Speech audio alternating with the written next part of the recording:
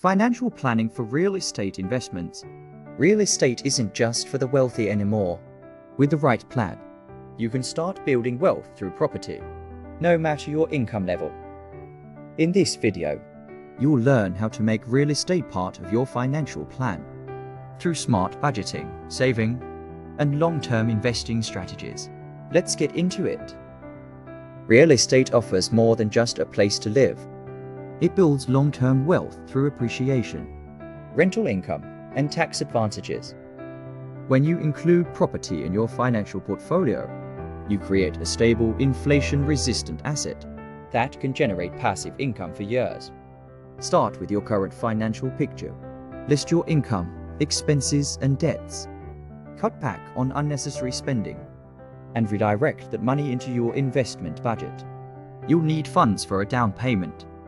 So make sure your numbers add up before taking the plunge. Next, build your savings. Open a separate account just for real estate and automate your contributions. Cut back on small daily expenses And look for side income opportunities to accelerate your savings. Even $50 a week adds up fast.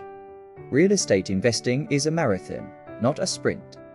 Start with one property, then reinvest profits over time. Define your goals. Are you looking for retirement income, financial independence, or legacy wealth?